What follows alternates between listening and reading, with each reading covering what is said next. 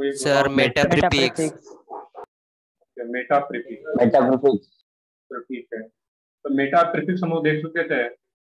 BIN में जो भी नोट करोगे, इसमें पीरियड टेबल का जो पार्ट था वो तो अलग है, जो JSP के लोग हो।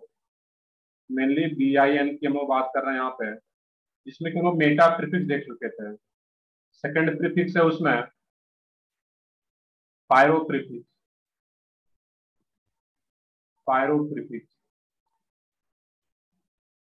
अब मैं मेटा प्रीफिक्स को रिवाइज कर रहा हूँ यहाँ पे। तो मेटा प्रीफिक्स में क्या था, when one water molecule is eliminated from one molecule of an oxy acid, किसी भी ऑक्सी एसिड से वन मॉलिक्यूल वाटर को एलिमिनेट करने के बाद जो एसिड बन रहा था उसमें लोग क्या लगा रहे थे, मेटा प्रीफिक्स। और वो मेनली किसके लिए यूज कर रहे थे वहां पे हम लोग, phosphoric acid and boric acid. तो ये बिल्कुल वहां पर ही meta phosphoric acid and meta boric acid, तो मेटा प्रीफिक्स जनरली उसी दोनों दो में यूज किया जाता है। और उससे भी पहले जो मैंने बताया हुआ है कि oxy acids, different different oxy acid, तो बिल्कुल फंडामेंटल पार्ट है, उसको तो तुम्हें याद रखना पड़ेगा। ऑक्सी एसिड्स में क्या क्या जो एग्जांपल आ रहा था, मैं कुछ रिवाइज भी कराऊं। तो जो लोग लेट ज्वाइन कर रहे हो, अभी गुड मॉर्निंग कर रहे हो, थोड़ा टाइम से ज्वाइन करो इसमें फिर। तो ठीक है, इसमें तो ऑक्सी एसिड्स में क्या था, उसमें जो भी H2SO4 हो, सल्फ्यूरिक एसिड, जो भी नॉर्मल एसिड जो कि डायरेक्टली याद होना चाहिए तुम्हें, नाइट्रिक एसिड या phosphoric acid, phosphorus acid, carbonic acid, जितना भी आ रहा था, कार्बोनिक एसिड, बिल्कुल कार्बोनिक एसिड आ रहा था। लास्ट में मैंने और कुछ ऐड कराया था, क्लोरिक एसिड, क्लोरस एसिड। वो सब जो ऑक्सी एसिड्स का जितना भी एग्जांपल है वो तुम्हें डायरेक्टली याद रखना पड़ेगा, क्योंकि उसी के बेसिस पे फिर हम लोग मेटा प्रीफिक्स ऐड कर पाएंगे उसमें, पायरो प्रीफिक्स और भी कुछ प्रीफिक्स होता है उसको देखेंगे वहां पे। जो 9 to 10 डायरेक्टली ऑक्सी एसिड्स मैंने लिखाया हुआ है वो तुम्हें याद होना चाहिए। तो ठीक है, आगे देखें हम लोग इसमें। तो सेकंड है इसमें पायरो प्रीफिक्स। ये पायरो प्रीफिक्स कब कब यूज करते हैं यहाँ पे हम लोग, इसमें भी एक डेफिनेशन है इसका। When water molecule H2O is eliminated from two molecules of an oxy acid. Two molecules of an oxy acid. Then pyro prefix is used. Pyro prefix is used. देखते हैं एग्जांपल देखेंगे अभी हम लोग इसका। अब जैसे कि यहाँ पे आ रहा तुम्हारा H2SO4। अब H2SO4 में डायरेक्टली वाटर मॉलिक्यूल एलिमिनेट करोगे, देख लो समझ लो, उसके बाद नोट करोगे H2SO4 आ रहा है, सल्फ्यूरिक एसिड। इसमें से अगर डायरेक्टली वाटर मॉलिक्यूल को एलिमिनेट किया जाए यहाँ पे, ये क्या बन जाएगा तुम्हारा, SO3 सल्फर ट्राइऑक्साइड, SO3। अब ये एसिड है ही नहीं, ये क्या आ गया, SO3 क्या आ गया तुम्हारा, एनहाइड्राइड ऑफ सल्फ्यूरिक एसिड। मैंने पिछले क्लास में बताया हुआ था, एसिड होने के लिए मिनिमम क्या चाहिए, उसके पास एक हाइड्रोजन एटम चाहिए वहां पे। तो ये एसिड है ही नहीं, हम लोग पायरो प्रीफिक्स ऐड नहीं करना है। यहाँ पे क्या करता हूँ इस केस में, तो जो भी एसिड्स आ रहा है उसको डबल करके वाटर मॉलिक्यूल को एलिमिनेट करना है। यहाँ पे मैं डिफरेंट कलर से दिखा दूं, यहाँ पे तो पहले डबल कर रहे हैं, देन वाटर मॉलिक्यूल को एलिमिनेट कर रहे हैं यहाँ पे। अब इसका फार्मूला क्या आएगा यहाँ पे, कुछ बताओ तुम लोग। H2SO3 डबल करना तो ऐसा नहीं सिर्फ हाइड्रोजन डबल होगा, पूरा ही डबल होगा ये। H2SO7 पूरे को डबल करना है यहाँ पे। ये क्या होगा यहाँ पे, H2SO7। ये H2SO4 का नेम क्या था, सल्फ्यूरिक एसिड। अब यहाँ पे इसको डबल करके वाटर मॉलिक्यूल को एलिमिनेट करने के बाद जो एसिड बन रहा है इसको हम लोग बोलेंगे pyro sulphuric acid. Pyro sulphuric acid. और H2SO7 का एक और काफी फेमस नेम है, वो नेम क्या होता है, किसी को आइडिया हो। H2H2O7 को एक और भी इसका डिफरेंट नेम रहा था जो कि काफी फेमस है, कुछ लोगों को पता भी होगा, सुने होंगे। इसे बोला जाता है ओलियम। H2H2O7 को ही क्या बोल रहे हैं यहाँ पे हम लोग, ओलियम। ये अलग से याद रखना पड़ेगा तुम्हें। इस पैटर्न की बात करें तो इसमें सल्फ्यूरिक एसिड को डबल करने के बाद वाटर मोलिक्यूल को जो एलिमिनेट कर रहे हैं, ये क्या रहा था, H2H2O7 पायरो सल्फ्यूरिक एसिड। और इस केस में स्पेशली इसको क्या बोलते हैं, ओलियम भी। इसी तरीके का नेक्स्ट एग्जांपल हो,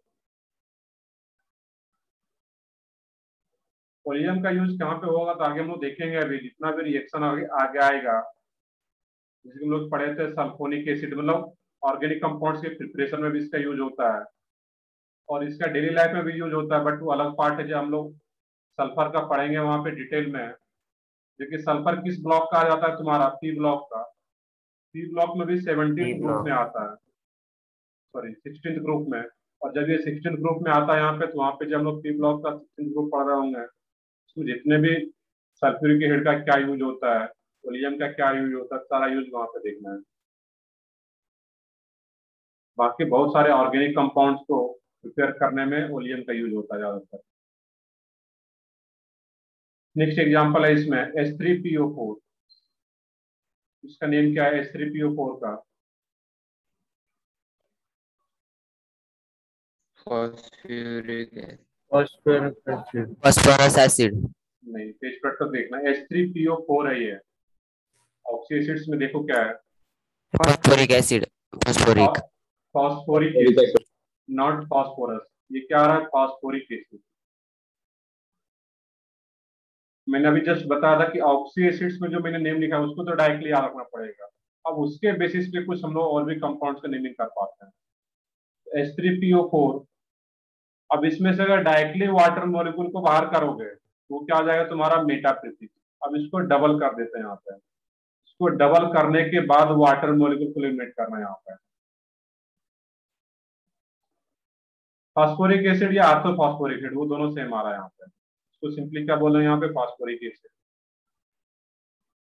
अब इसको डबल करने के बाद वाटर मॉलिक्यूल को एलिमिनेट कर रहे हैं, तो इससे क्या बन जाएगा, फार्मूला क्या आ जाएगा, H4P2O7। H4P2O7। अब ये जो एसिड बन रहा है इसको बोलेंगे हम लोग pyrophosphoric acid. Pyrophosphoric acid. Clear है यहाँ पे है।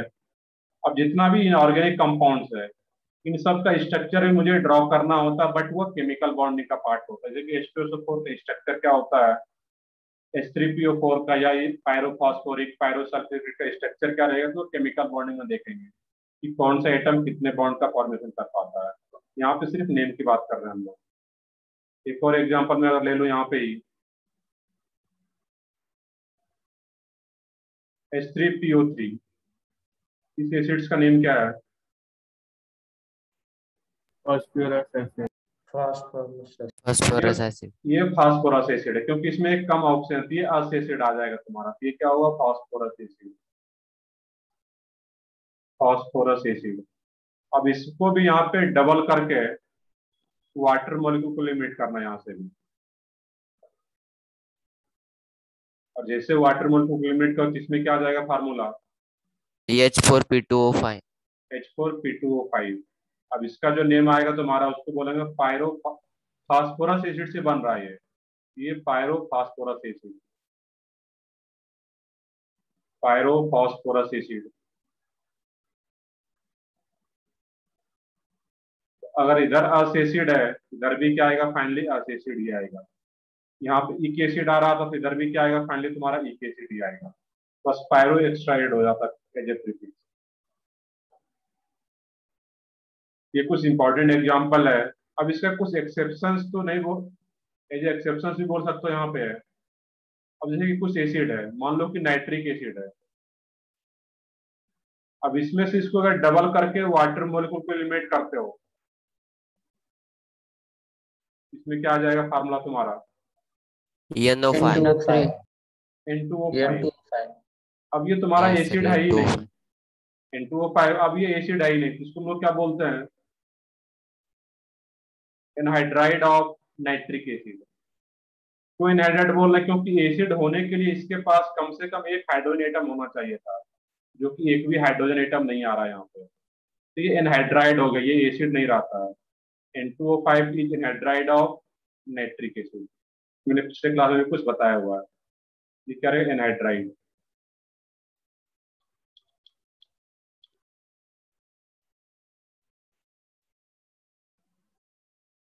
एज एक्सेप्शन भी बोल सकते हो सर, यहाँ पर भी तो डबल करके वाटर मोल को एलिमिनेट कर रहे हैं, इसमें भी पायरोप्रिफिक्स आना चाहिए था, बट यहाँ पे हाइड्रोजन है ही नहीं, सिंपली N2O5 है, ये ऑक्साइड से बन गया।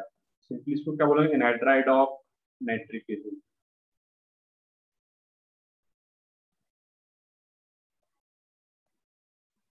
इसके अलावा और भी कोई एग्जांपल हो? देखिए HClO3, HClO3 को भी डबल करोगे वहां पे, HClO3 इसको भी डबल करके वाटर मोल को एलिमिनेट करते हो, ये भी क्या बन जाएगा तुम्हारा इसमें? Cl2O5। Cl2O5. तो ये भी तुम्हारा एनहाइड्राइड हो गया। ये कोई एसिड है नहीं, H है ही नहीं यहाँ पे, इसमें भी हम लोग पायरोप्रीफिक्स यूज नहीं कर पाएंगे। तो जनरली पायरोप्रीफिक्स जब उसके पास हाइड्रोजन हो, मॉलिक्यूल को डबल करने के बाद, वाटर मॉलिक्यूल को एलिमिनेट करने के बाद उसके पास हाइड्रोजन आ रहा हो, देन पायरोप्रीफिक्स यूज कर पाते हैं हम लोग। चलो इसको कॉपी करो यहाँ पे, फिर आगे बढ़ते हम लोग इसमें। ये सेकंड था पायरोप्रीफिक्स। और ये भी जनरली हम लोग जिन सल्फर के कंपाउंड्स के लिए और फास्फोरस के कंपाउंड्स के लिए, फास्फोरस का कोई नॉर्मल एसिड आ रहा है या सल्फर का, और उसको डबल करने के बाद वाटर मॉलिक्यूल को एलिमिनेट कर रहे हैं, देन वहां पे हम लोग पायरोप्रीफिक्स यूज कर पाते हैं।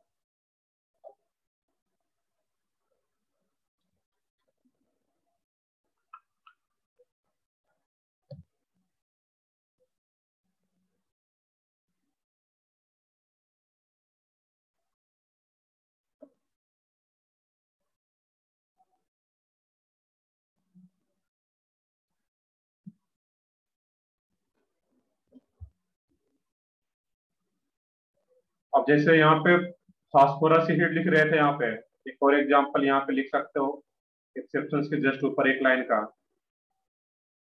कि मान लो तुम्हारे पास H2SO3 हो, इसका नेम क्या है H2SO3 का? Sulphurous acid. अब इसको भी डबल करके अगर वाटर मॉलिक्यूल को एलिमिनेट कर दो यहाँ पे H2SO3 को, तो ये क्या बन जाएगा तुम्हारा? H2O5. H2O5। यहाँ पर ये सल्फ्यूरस एसिड से बन रहा है, दैट मींस इसका नेम क्या आ जाएगा तुम्हारा? Pyro sulphurous acid. जैसा फास्फोरस एसिड था, यहाँ भी अस एसिड था, सिमिलरली यहाँ पे ही सल्फ्यूरस एसिड से बन रहा है, दैट मींस यहाँ भी क्या आ जाएगा? अस एसिड। तो जनरली जो पायरोप्रीफिक्स यूज किया जाता है सल्फर के लिए या फास्फोरस के कंपाउंड्स के लिए, बाकी इसके इस ग्रुप का और भी कोई अगर एलिमेंट आता है, देखिए सल्फर के नीचे कौन सा आता है? यहाँ पे तुम्हारा सेलेनियम, टेल्यूरियम, तो उस ग्रुप का दूसरा भी एलिमेंट आता है तो वहां पर भी हम लोग पायरोप्रीफिक्स यूज कर सकते हैं।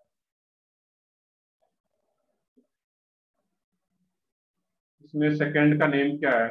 इसमें नेम बताओ इसका कुछ। देखिए N2O5 आ रहा है, तो क्या सिंपली बताओगे? एनहाइड्राइड ऑफ नाइट्रिक एसिड बोलो, या एक्चुअल नेम इसका बोलना चाहो N2O5 का, इसको क्या बताओगे? Dinitrogen penta oxide, dinitrogen penta oxide. इसका अगर एक्चुअल नेम लिखना चाह रहे हो कुछ लोग, इसका नेम लिख लो dinitrogen penta oxide, dichloro penta oxide, इस टाइप से, या simply dichlorine penta oxide. Last वाला जो ऑप्शन आ रहा है, में क्या लिखेंगे? Anhydride of chloric acid. ये क्या है? HClO3 chloric acid. ये क्या लिख लो? Anhydride of chloric acid. जिस एसिड से ये बन रहा है इसका नेम क्या है? Chloric acid. इसका नेम था नाइट्रिक एसिड। तो कॉपी करो सब लोग इसको यहाँ पे है।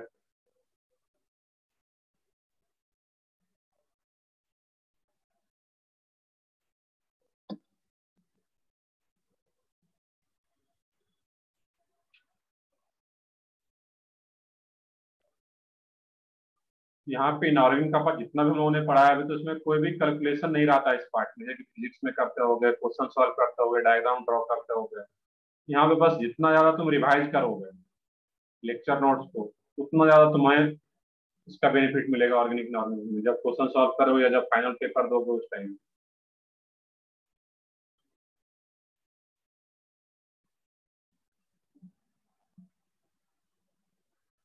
कर ले, कॉपी कर लिया था सब लोग? 1 minute. चलो कॉपी कर लो। Yes, sir. Yes, sir.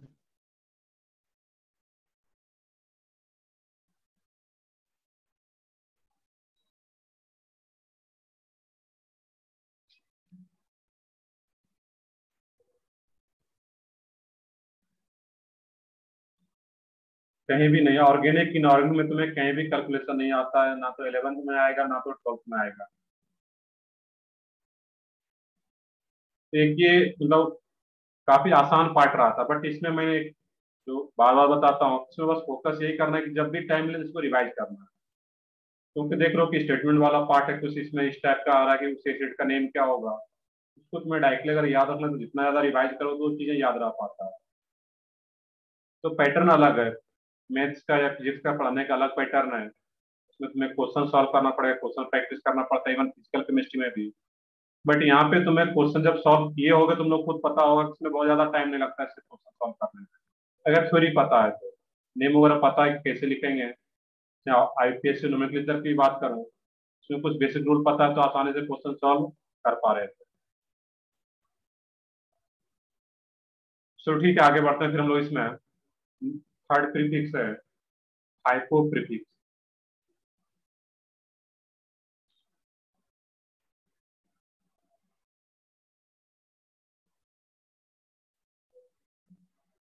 Hypo prefix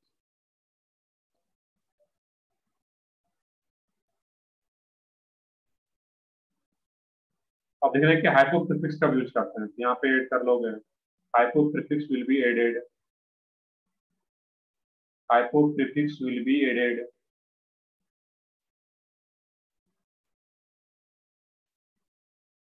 when one oxygen atom when one oxygen atom is eliminated when one oxygen atom is eliminated from one oxygen atom is eliminated from one molecule of one molecules of acid। Generally जब acid होता है वहां पे है hypocryptic will be added when one oxygen atom is eliminated from one molecule of acid। अब इसके example की बात करें यहाँ पे हम लोग, यहाँ पे जब देखोगे इस केस में मान लेते हैं कि H3PO4 हो,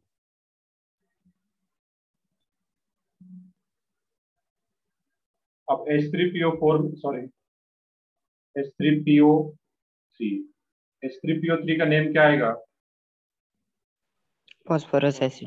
फास्फोरस एसिड। जो Phosphorus acid. बेसिक एसिड्स है उसका नेम याद रखना है, यहाँ पे क्या आएगा? Phosphorus acid. तो लास्ट में क्या आ रहा है, नेम के लास्ट में OUS अस एसिड, इसी को क्या लिख रहे हैं हम लोग ऊपर में अस एसिड, क्लियर है? यहाँ पे है। अब इसमें से एक ऑक्सीजन एटम को एलिमिनेट कर दिया जाए, यहाँ पे उसका formula minus oxygen atom, minus का मतलब क्या आ रहा है इस टाइम? H3PO2. H3PO2। H3PO2. अब H3PO2 का जो नेम आता है इसको हम बोलते हैं hypophosphorous acid, hypophosphorous acid, hypophosphorous acid. Next example आ रहा है इसमें HNO2। HNO2 का नेम क्या होता है? Nitrous acid. नाइट्रस एसिड, सही बिल्कुल। HNO3 का नेम नाइट्रिक एसिड, बट उसमें एक ऑप्शन कम आ रहा है, दैट मींस का नेम क्या होता है? Nitrous acid. ये भी हम लिख चुके हैं ऑक्सी एसिड्स में, ये क्या है तुम्हारा? Nitrous acid. और जब इस नाइट्रस एसिड में से एक ऑप्शन को बाहर करेंगे तो यहाँ भी लास्ट में क्या आ रहा है तुम्हारा? OUS nitrous acid. इसमें से एक ऑप्शन को अगर बाहर करेंगे ये क्या बन जाएगा तुम्हारा? इसमें hyponatrous HNO HNO HNO, इसका नेम क्या आ जाएगा तुम्हारा? hyponatrous acid hyponitrous acid. और यहाँ पे ये भी एक एसिड है, क्योंकि हाइड्रोजन भी है, ऑक्सीजन भी है, और एक नाइट्रोजन भी आ रहा है, ऑक्सी एसिड भी, और ये हाइड्रोजन प्रेजेंट है, दैट मींस ये भी एक एसिड ही रहेगा, हाइपोनाइट्रस एसिड। अब जो HNO होता है ये काफी अनस्टेबल होता है। जब इसका स्ट्रक्चर आगे देखेंगे तो जो HNO रहता है ये अपना डायमर बना लेता है, और डायमर बनाने का मतलब क्या है, इसको 2 से मल्टीप्लाई करके एग्जिस्ट करता है। H2N2O2 के फॉर्म में एग्जिस्ट करता है, और दोनों का नेम सेम ही है। इसको भी क्या बोलते हैं? Hyponitrous acid. तो जब ये डायमर भी बन जाता है, जिसका भी नेम सेम ही रह जाता है, हाइपोनाइट्रस एसिड। क्लियर है? यहाँ पे है next example, HClO2। Chlorous acid. HClO2 का नेम क्या रहेगा? Chlorous acid. तो बेसिक जो नेम है वो पता होना चाहिए। HClO2 मैंने ऑक्सी एसिड के लास्ट में लिखवाया हुआ है, HClO3 देन क्लोरिक एसिड, और HClO2 एक ऑप्शन कम आ जाए तो फिर उसमें क्या लगता है तुम्हारा? अस एसिड। ये इक एसिड और ये अस एसिड, क्लोरस एसिड। इसका नेम नीचे नोट कर लेते हैं, ये क्या है? Chlorous acid. यहाँ भी क्या आ रहा है तुम्हारा? अस एसिड। अब इसमें से भी एक ऑक्सीजन एटम को अगर रिमूव करता है यहाँ पे, तो ये क्या बन जाएगा तुम्हारा? HCl अब इसका नेम क्या आ जाता है? hypochlorous acid hypochlorous acid. बिल्कुल सही, ये क्या रहेगा? Hypochlorous acid. अब देखो मैंने यहाँ पे तो क्लोरीन के लिए लिखा हुआ है, बट ये सबके लिए वैलिड रहता है यहाँ पे। लाइक तुम्हारा ब्रोमीन हो या आयोडीन हो। एक एग्जाम्पल मैं इसके नीचे और लिख लेता हूँ यहाँ पे। ऐसा नहीं कि सिर्फ ये क्लोरीन के लिए रहता है, क्लोरीन के अलावा दूसरा भी हेलोजन एटम हो, लाइक HiO2 का नेम क्या रहेगा? iodous acid iodous acid. बिल्कुल सही है। ये क्लोरस एसिड आ रहा था, अब क्लोरीन की जगह सिर्फ आयोडीन आ गया। नेक्स्ट तो उसके अलावा दूसरा हाइड्रोजन एटम आ गया यहाँ पे, इसका नेम क्या रहेगा? आयोडस एसिड। और इसमें से भी अगर एक ऑप्शन को बाहर करता है यहाँ पे हम लोग, ये क्या बन जाएगा? HiO, और इसका नेम क्या आ जाएगा? Hypo iodous acid. Hypo iodous acid बिल्कुल करेक्ट है।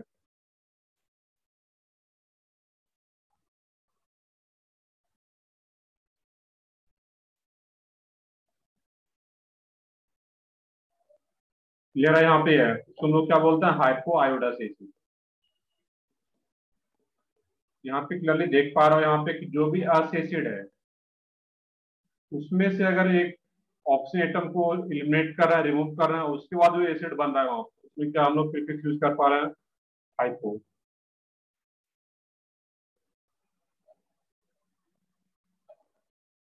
तो ठीक है, इसमें आगे बढ़ते हैं। हाँ बताओ। सर जो हाइपोक्लोरस एसिड है वहाँ पे भी H2Cl2 और O2 होता है। नहीं, इसमें नहीं, ये एज इट इज एग्जिस्ट करता है। ये HClO as it is exist कर पाता है। HiO भी एज इट इज HiO के फॉर्म में रहता है, इसमें एग्जिस्ट कर पाता है।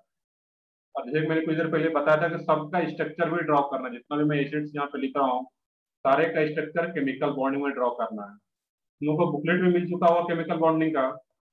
yes sir yes sir.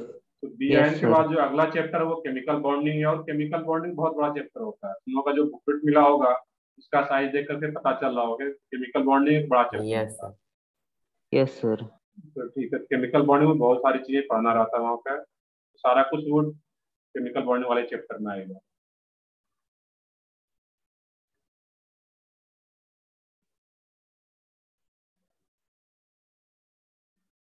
इसमें कुछ एक्सेप्शन नहीं है, यहाँ पे है। यहाँ पे मैंने जो भी एक्सेप्शन था उसको मैंने ऑलरेडी यहाँ पे एसिड के फॉर्म में लिख रखा है। ये एसिड तुम्हारा ये रहेगा यहाँ पे। सर टोटल कितने प्रीफिक्स होते हैं? बस दो, एक दो और है इसमें, बहुत ज्यादा नहीं है, दो और है।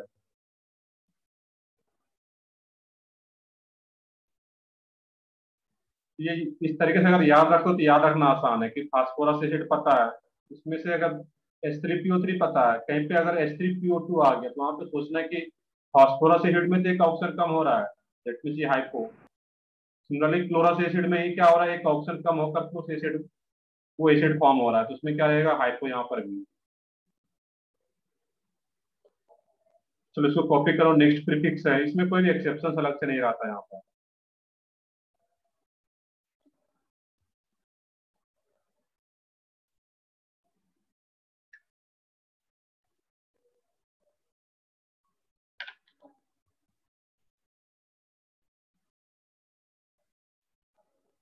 नेक्स्ट प्रीफिक्स है इसमें पर One. प्रीफिक्स, तो कर लो, कॉपी कर लो।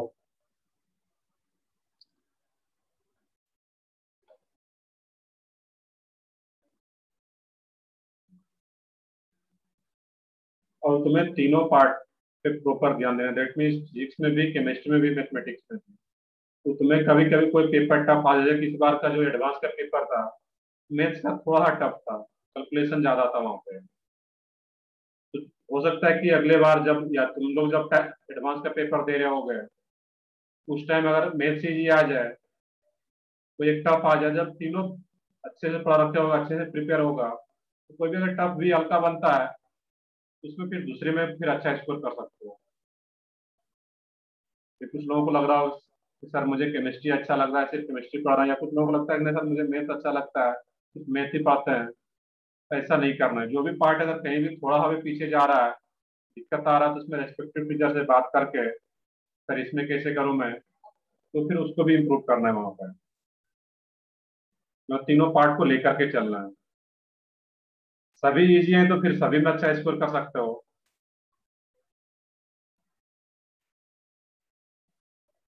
आसान एडवांस का पेपर है तो आसान, तो मतलब तीनों पार्ट तो आसान, तो मतलब अगर ढंग से पढ़ के जाओ तो आसान ही है, ऐसा भी कुछ नहीं है वहां पे।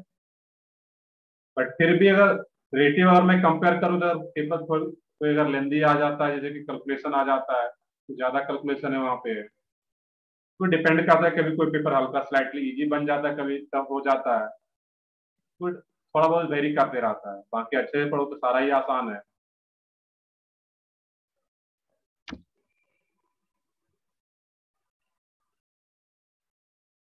और कुछ क्वेश्चन तो डिफरेंट टाइप का आता है कि जो बच्चे अगर, अब मान लो तुम लोग में जो 2-3 घंटे पढ़ाई कर रहे होंगे सेल्फ स्टडी में, और कुछ बच्चे 7-8 आवर पढ़ाई कर रहे होंगे, तो उनके लिए तो डिफ्रेंशिएट करेंगे तो कुछ ना कुछ तो क्वेश्चन उस लेवल का बनता ही है, जो कि उस बच्चों में डिफ्रेंशिएट किया जा सके, जो कि 8 घंटे पढ़ाई कर रहे हैं या 2 घंटे जो पढ़ाई कर रहे हैं, या जो पढ़ाई बिल्कुल भी नहीं कर रहे हैं। इसीलिए तो फिर पेपर होता है तुम्हारा, तो यहाँ पर भी जो पेपर होता है,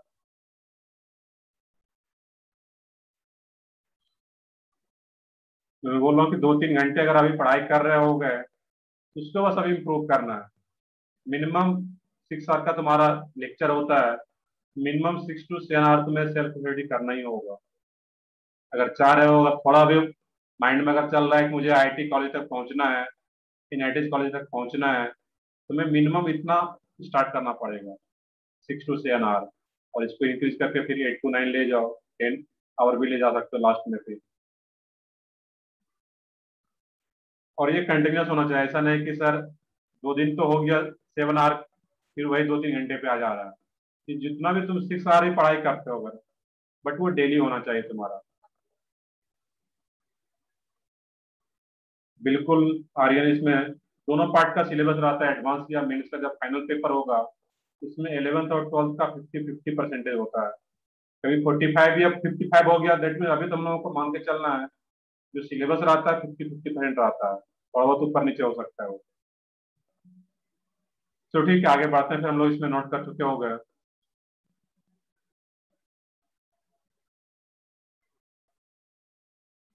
मेंस का पेपर कौन बनाता है? फाइनल पेपर जब मेंस का होता है तुम्हारा, तो वो तो एनटीए एजेंसी है, नेशनल टेस्टिंग एजेंसी, वो बनाता है।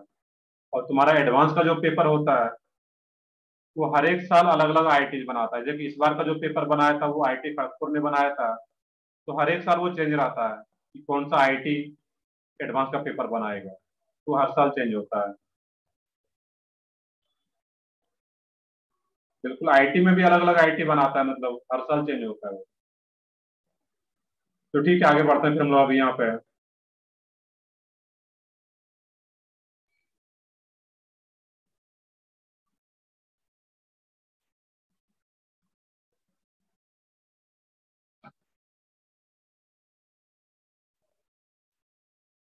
वो डिपेंड करता है कि वो अलग अलग आईटी है, उतने मुझे याद नहीं ना। इस बार का जो करंट है वो आईटी खड़गपुर ने बनाया था, वो हर बार चेंज होता है, बस इतना पता होना चाहिए तुम लोगों को। और वो पेपर एडवांस का आईटी बना। हमारे हाँ हमारे बताओ। 12 आईआईटी आई मतलब हर साल अलग अलग बनाते थे सर। बिल्कुल, हर साल अलग अलग आईटी को ये रिस्पॉन्सिबिलिटी मिलता है ये एडवांस का। और वो मेनली जो पुराने आईटी है, जैसे आ गया अब तुम्हारा बॉम्बे हो गया, या खड़गपुर हो गया, दिल्ली हो गया, कानपुर हो गया, गुवाहाटी भी बनाता है, मद्रास आ गया, रुड़की आ गया। हर साल हर एक अलग अलग आईटी पेपर बनाते हैं एडवांस का। और ये एनटीए जो होता है वो तुम्हारा मेंस का पेपर बनाता है, वो तो हमेशा एनटीए ही बनाता है मेंस का पेपर। तो ठीक है, आगे बढ़ते हैं फिर हम लोग इसमें।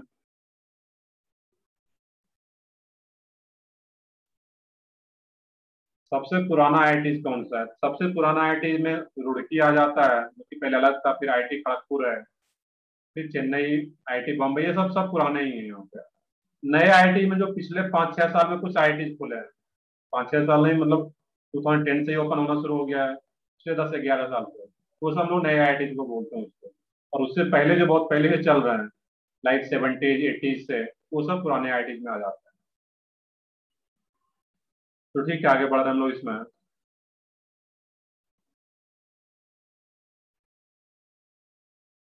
अब इसमें मेंस का पेपर एनआईटी को बनाना चाहिए, तो अब जो बनाना चाहिए वो तो हम लोग नहीं सोच सकते, बट जो अभी बना रहा है वो एनटीए बनाता है, उससे एक अलग ही एजेंसी है वहाँ पे। तो ठीक है, आगे बढ़ते हैं हम लोग इसमें। फोर्थ है पर प्रीफिक्स।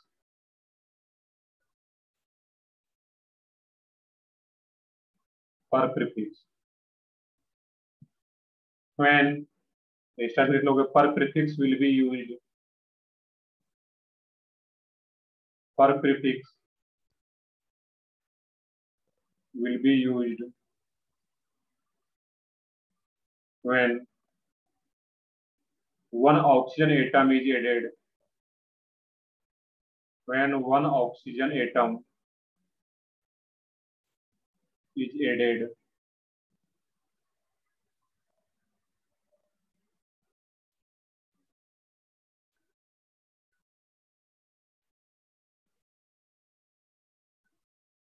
OMR ही रहता तुम्हारा मेंस वगैरह में, जो ऑनलाइन जैसे यहाँ पे दे रहा है ऑनलाइन, या एडवांस का जैसे यहाँ पे ऑनलाइन देते हो वैसा ही वहां पर भी रहता है, क्योंकि तुम्हें OMR ही दिया जाता है वहां पे, मतलब ऑनलाइन में भी उसी पे क्लिक करके तुम्हें आंसर देना, जैसे कि यहाँ का पेपर देते हो एजीपी। पर prefix will be used when one oxygen atom is added to an इक एसिड। ऑक्सी एसिड में भी कौन सा एसिड रहे यहाँ पे? इक एसिड।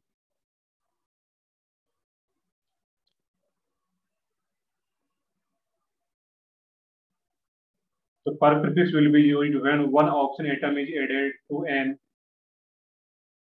इक एसिड। किसी भी एक एसिड में अगर ऐड करेंगे वहां पे हम लोग ऑक्सीजन एटम को, देन पर prefix will be यूज किया जाता है। सबसे जो सिंपल एग्जांपल H2SO4, इसका नेम क्या आ जाएगा? Sulphuric acid. इसके लास्ट में यहाँ पर भी क्या आ रहा है? यहाँ पे इक एसिड, सल्फ्यूरिक एसिड। अब इसमें से एक ऑक्सीजन एटम को ऐड कर दिया जाए, इसका फार्मूला क्या हो जाएगा तुम्हारा? ES2SO3 H2SO5 H2SO5। 4 ऑक्सीजन तो Yes. पहले से है, H2SO5, इसको मैं बोलता हूँ यहाँ पे पर सल्फ्यूरिक एसिड। पर सल्फ्यूरिक एसिड।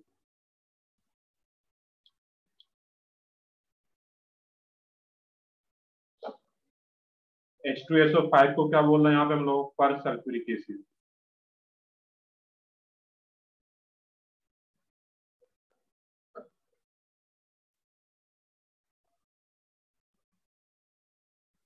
नेक्स्ट एग्जांपल है इसमें।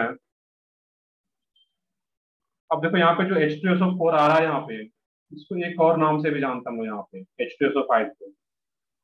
ये जो H2SO5 आ रहा है यहाँ पे, अब इसका जब स्ट्रक्चर आगे ड्रॉ करेंगे, जो कि मैंने पहले ही बता रहा था कि केमिकल बॉन्डिंग में आएगा, उसके नेम के बेसिस पे इसको एक और बोला जाता है सिंपली पर सल्फ्यूरिक एसिड ही। इसको बोलते हैं peroxo mono sulphuric acid. Peroxo mono sulphuric acid. ये नेम किस बेसिस पे आता है, तो जब हम लोग बॉन्डिंग पढ़ेंगे, जब इसका स्ट्रक्चर पढ़ रहे होंगे, तो फिर वहां पे हम लोग देखेंगे। वहां पे एक पॉइंट ये पढ़े होगे तुम लोग, पेरोक्साइड बॉन्ड, ऐसा कुछ नेम सुने हैं? Yes, sir. क्या होता है पेरोक्साइड बॉन्ड या पेरोक्सी बॉन्ड? पेरोक्सी बॉन्ड या पेरोक्साइड बॉन्ड? ऑक्सीजन ऑक्सीजन का बॉन्ड। सही है, बिल्कुल बिल्कुल करेक्ट है। Yes, sir. जब ऑक्सीजन ऑक्सीजन के बीच में बॉन्ड होता है तो Dioxide. ऐसे बॉन्ड को ही क्या बोलते हैं, पेरोक्सी बॉन्ड या पेरोक्साइड बॉन्ड। तो यहाँ पे जब इसका स्ट्रक्चर ड्रॉ करेंगे तो यहाँ पर भी ऑक्सीजन ऑक्सीजन के बीच में बॉन्ड आता है, इसलिए इसका नेम दिया जाता है पेरोक्सो मोनोसल्फ्यूरिक एसिड। बस इतना याद रख सकते हो। बाकी जब बॉन्डिंग में स्ट्रक्चर ड्रॉ करेंगे तो फिर वहां पर और भी क्लियर हो पाएगा। बाकी एक ये नेम तो है पर sulphuric acid.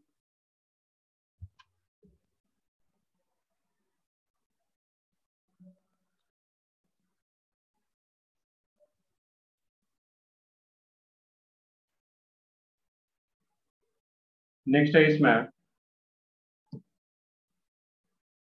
HNO3 nitric acid. Nitric acid, इसमें से एक ऑक्सीजन एटम को ऐड जब कर देंगे यहाँ पे, ये क्या बन जाएगा तुम्हारा HNO4, और इसका नेम क्या आ जाएगा, से लिख लो यहाँ पे, Per nitric acid. पर नाइट्रिक एसिड। सही है, बिल्कुल। तो क्या आ जाएगा तुम्हारा उसमें, पर नाइट्रिक एसिड। इसी तरीके से ये क्या आ जाएगा, पर नाइट्रिक एसिड।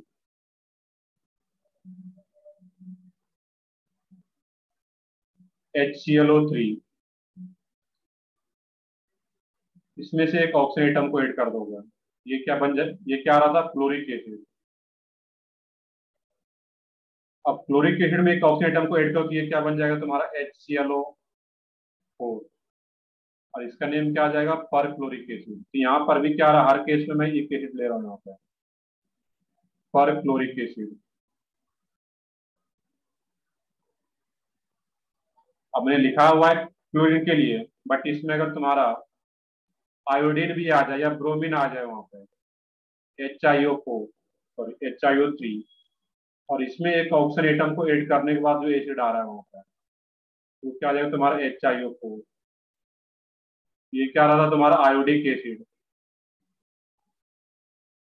आयोडिक एसिड, और इसमें से ऐड कर रहे हैं इसको हम लोग यहाँ पे HiO4, हम लोग क्या बोलेंगे यहाँ पे, पर आयोडिक एसिड। इसको रीड क्या करेंगे, पर आयोडिक एसिड। ये पीरियोडिक एसिड नहीं है यहाँ पे, सिंपली अगर रीड करो तो दिखने में लग रहा है कि पर पीरियोडिक एसिड, बट एक्चुअल में ये क्या आ रहा है यहाँ पे है, पर आयोडिक एसिड HiO4।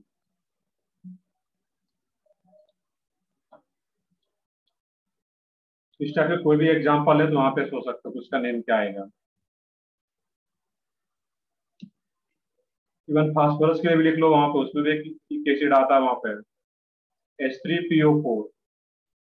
इसमें से एक ऑक्सीजन एटम को ऐड कर दो यहाँ पे, ये क्या रहा था, फास्फोरिक एसिड। ये क्या बन जाएगा तुम्हारा, H3PO5, PO5. पर फास्फोरिक एसिड। एक पैटर्न पे आ रहा है, कुछ भी नया नहीं है इसमें। बेसिक ऑक्सी एसिड्स का नेम पता है तो उसके बेसिस पे फिर बाकी का सोचता होगा। पर फास्फोरिक एसिड,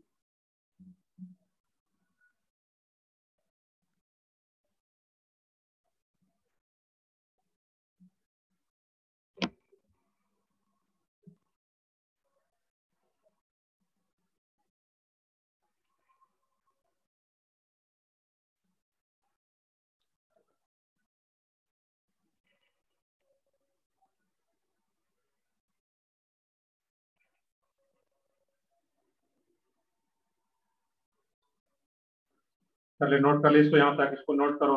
और यहाँ पे कुछ पॉइंट्स और भी एडिशनल यहाँ पे देख लोगे, मैं नेक्स्ट पेज पे नोट कर देता हूँ, कल यहाँ तक कॉपी कर लो।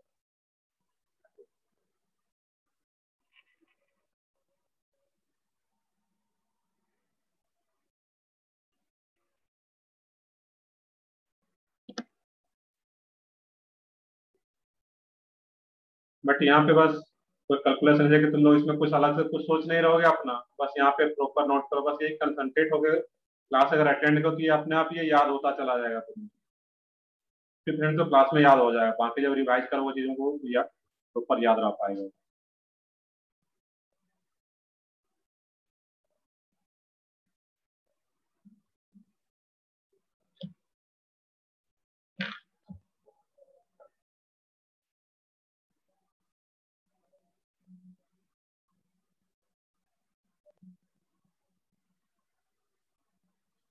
कर ली, कॉपी कर लिया था सब लोग? Yes, sir. Yes sir. तो ठीक Yes, है, sir. तो ठीक है, आगे बढ़ते हैं फिर हम लोग इसमें। तो ज़्यादा कुछ सही नहीं, इसमें साथ में नोट करते जा सकते हो, एक एक एग्जाम्पल में आराम से एक्सप्लेन करता हूँ तो साथ में भी नोट करते जा सकते हो। अब नोट में यहाँ पे ये लिखना है कि जो H2SO5 है और एक इसी के जैसा एक कंपाउंड और होता है, उसका नेम अलग से तुम लोग लिख लोगे। यहाँ पे आता हूँ इस पेज पे भी अभी, इसमें जो नेक्स्ट रहा था जो नोट लिखना है, तो मैं यहाँ पे अभी H2SO5 जो कि पीछे आ रहा था, इसका नेम तो पर सल्फ्यूरिक एसिड था, इसका एक और नेम होता है यहाँ पे है पेरोज एसिड। इसका एक कॉमन नेम जैसा होता है जिसको कि क्या बोलते हैं हम लोग, पेरोज एसिड। और इसी की जैसा एक और यहाँ पे कंपाउंड होता है H2H2O8, जिसको कि अलग से याद रखना रहेगा। H2H2O8 को बोलता है मार्शल एसिड,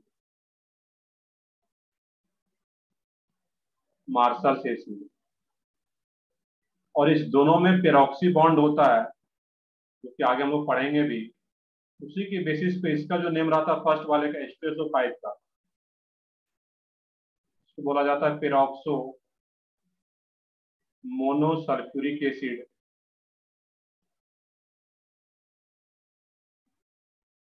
और इसका जो नेम होता है इसको बोलते हैं लोग peroxo disulphuric acid, disulphuric acid.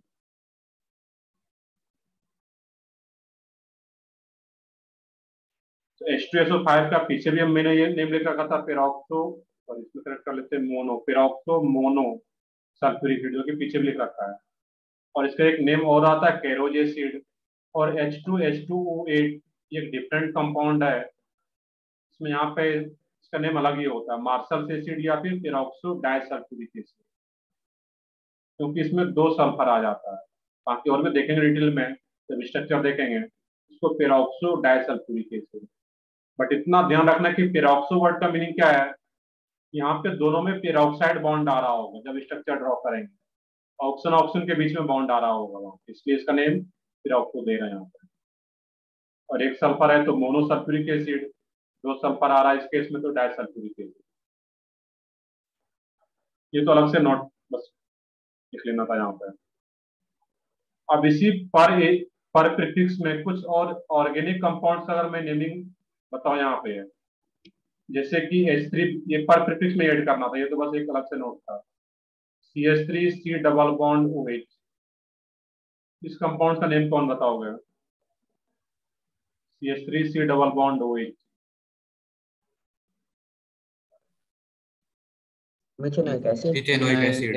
Ethanoic acid. Ethanoic Ethanoic acid. acid. बिल्कुल, आईपीएससी ने भी बोलो तो ये क्या रहेगा, इथेनोइक, क्योंकि दो कार्बन है, मिथेनिक नहीं रहेगा, ये क्या होगा, इथेनोइक। आईपीएस नेम बिल्कुल करेक्ट है। इसका एक कॉमन नेम भी होता है, कॉमन नेम बता सकते हो कोई? दो कार्बन के कॉमन नेम क्या यूज करते थे, याद करो कुछ। Acetic acid. बिल्कुल सही है, एसिड। ये क्या आ जाएगा तुम्हारा, एसिटिक एसिड। इसका कॉमन नेम क्या है, एसिटिक एसिड। अब इसमें जब एक ऑप्शन को ऐड कर दोगे यहाँ पे,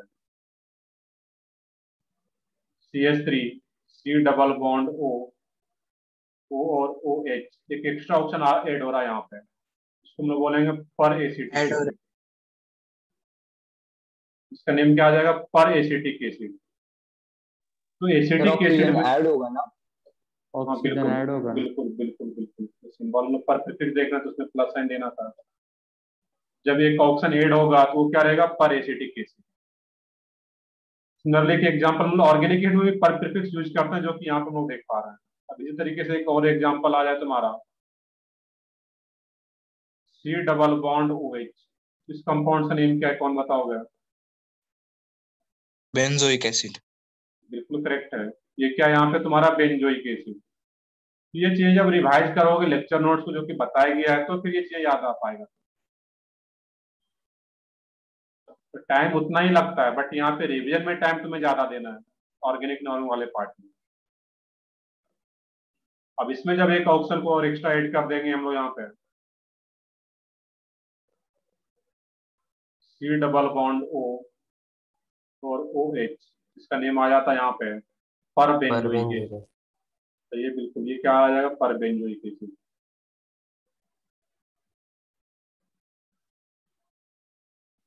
तो लिख दे रहा हूँ ये क्या आ रहा है, बेंजोइक एसिड। एक लास्ट एग्जांपल और है इसमें। अब इसी बेंजोइक एसिड में मान लो तुम्हारा इस टाइप से आ रहा है, इसमें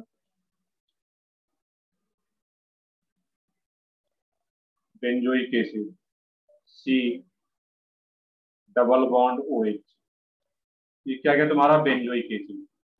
अब इसके रिस्पेक्ट में अगर इस पोजीशन पे Cl लगा दिया जाए, इस कंपाउंड का नेम क्या आ जाएगा, कौन बताओगे इसमें, सोचो। 3-chloro-benzoic acid। सही है बिल्कुल, 3 क्लोरो बेंजोइक एसिड। इसका कुछ और पोजीशन भी होता है, वो भी सही है। दूसरा नेम क्या बताओगे इसके रिस्पेक्ट में, ये आर्थो एसिड के रिस्पेक्ट में, और ये मेटा। मेटा। सही है बिल्कुल, वो क्या रहता है, मेटा। अब इसको अगर समझो कि ये क्या है, इसमें भी एक ऑप्शन को ऐड कर दो पहले तो, और यहाँ पे Cl। अब इस कंपाउंड का नेम क्या आ जाएगा, मेटा क्लोरो। इसका नेम क्या था, मेटा क्लोरो बेंजोइक एसिड। इसका नेम खुद से लिख लो तुम लोग, यहाँ पे स्पेस कम है। मेटा क्लोरो या 3 क्लोरो, जो भी लिखना चाहो, मेटा क्लोरो बेंजोइक एसिड। इसका नेम क्या आ जाएगा, मेटा क्लोरो पर बेंजोइक एसिड। पर बेंजोइक एसिड। और इसी को शॉर्ट में बोला जाता है MCPBA,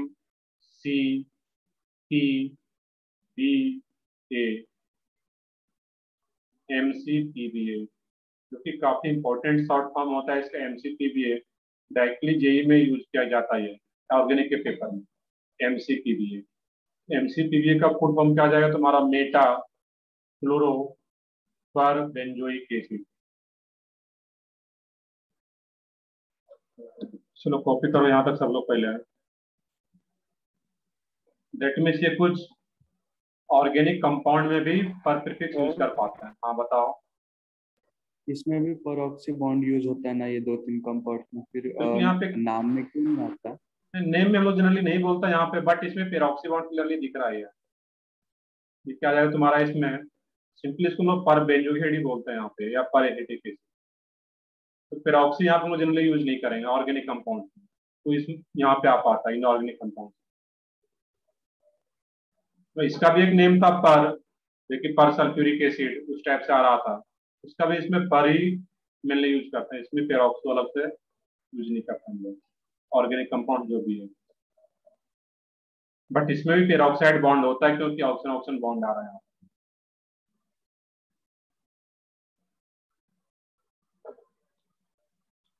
तो ये आ रहा था हमारा इक एसिड, मतलब ऑर्गेनिक कंपाउंड में भी देखो तो लास्ट में क्या आ रहा है, यहाँ पर भी इक एसिड आ रहा है। और इक एसिड में और एक ऑक्सीजन को ऐड करने के बाद जो एसिड बन रहा है दैट को पर प्रीफिक्स ऐड करके उसका नेम ऐड कर देना था वहां पर। नेक्स्ट है इसमें थायो प्रीफिक्स, लास्ट है इसमें थायो प्रीफिक्स।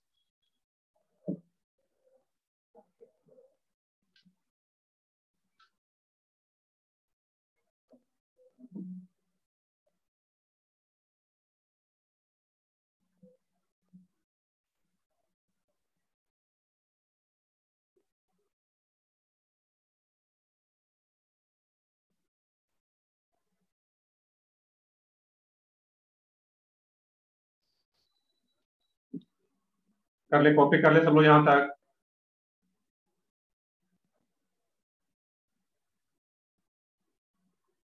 Yes sir. यस ठीक है, सर।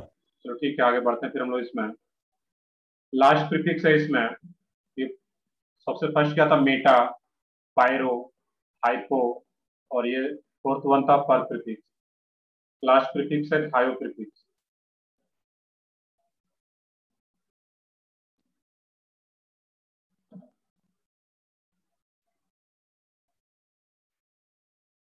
थायो prefix.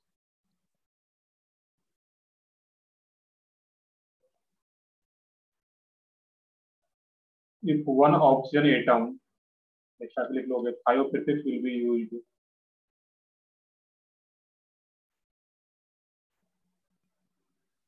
Thiol prefix will be used.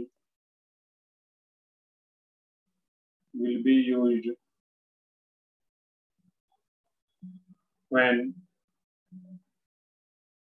one oxygen atom is replaced by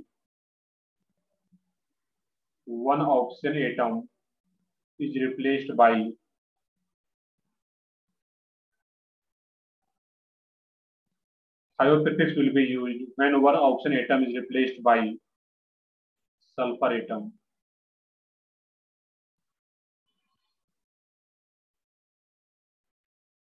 Thiol prefix will be used when one oxygen atom is replaced by sulfur atom. अब इसके example की बात करें यहाँ पे H2SO4,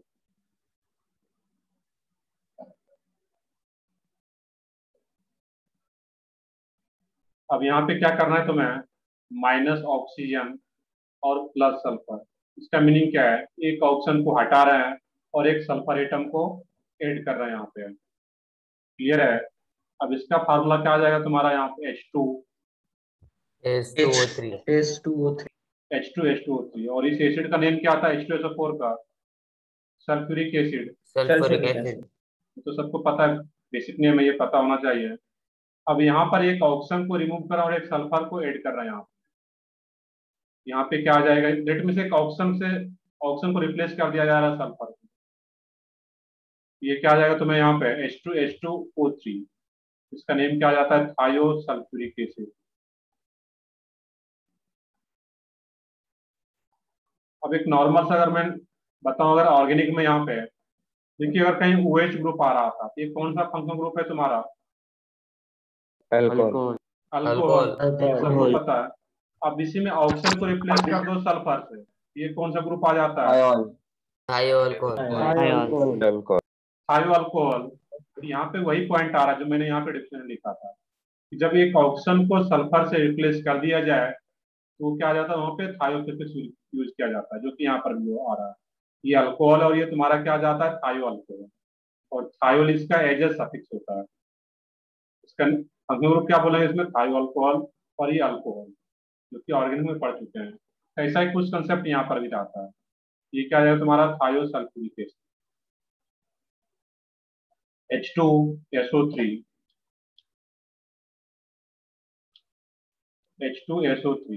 इसका नेम क्या है, सल्फ्यूरस एसिड। इसमें भी एक ऑक्सीजन को हटा करके एक सल्फर को ऐड कर दोगे, ये क्या बन जाएगा, H2O2। इसका जो नेम आ जाएगा तुम्हारा, थायो सल्फ्यूरस एसिड, थायो सल्फ्यूरस एसिड।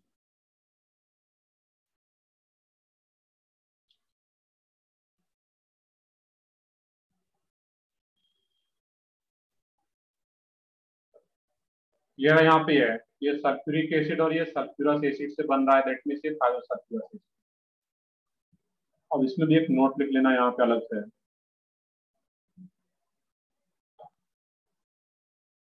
H2H2O4 और H2H2O6।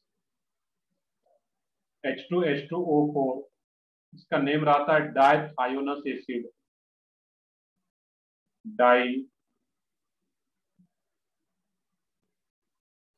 एसिड, और नीचे वाला का नेम रहता है डाइथायोनिक एसिड।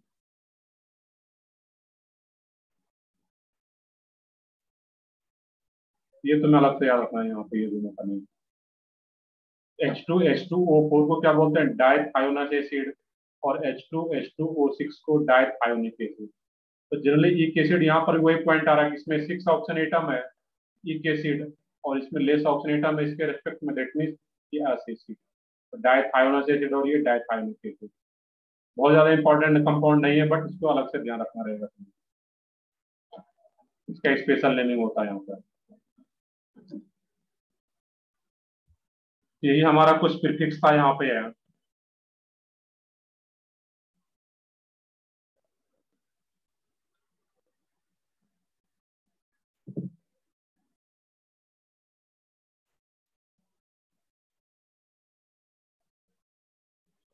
तो यहाँ तक नोट करो, कुछ और पार्ट है इसमें BIN में बचा हुआ, जिसको देखते हैं हम लोग।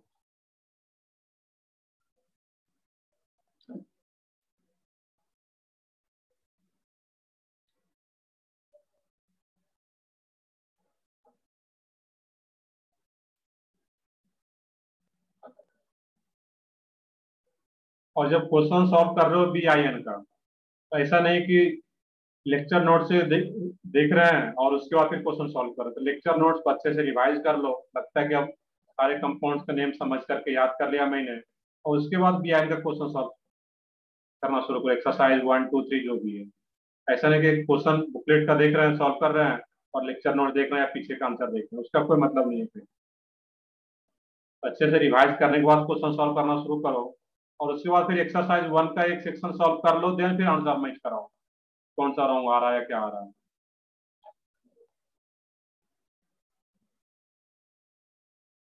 बिल्कुल, अब BIN का पूरा बुकलेट सॉल्व करना है वहां पे। बिल्कुल, जो थायो प्रीफिक्स वो सबके लिए वैलिड रहता है। तो क्या रहेगा वहां पे, इक एसिड हो या अस एसिड जो भी रहेगा, बट ये तो मेनली इसीलिए यूज करते हैं यहाँ पे एक सल्फर हो, एक सल्फर ऑलरेडी पहले से प्रेजेंट हो यहाँ पे इस केस में इनऑर्गेनिक कंपाउंड में, और एक ऑक्सीजन को रिप्लेस कर दिया जाए। यहाँ मेनली थायो प्रीफिक्स इसी 4 कंपाउंड में मेनली यूज किया जाता है। तो यहाँ पे आ रहा है, और 2 इसको अलग से याद रखना था, ये भी डायथायोनस एसिड और ये डायथायोनिक एसिड। तो यहाँ तक नोट डाउन कर चुके होगे, आगे बढ़ता हूँ इसमें।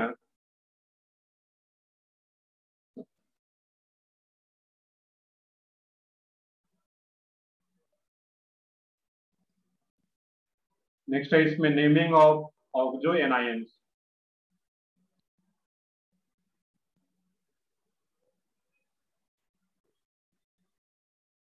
नेमिंग ऑफ ऑक्सो एनायंस,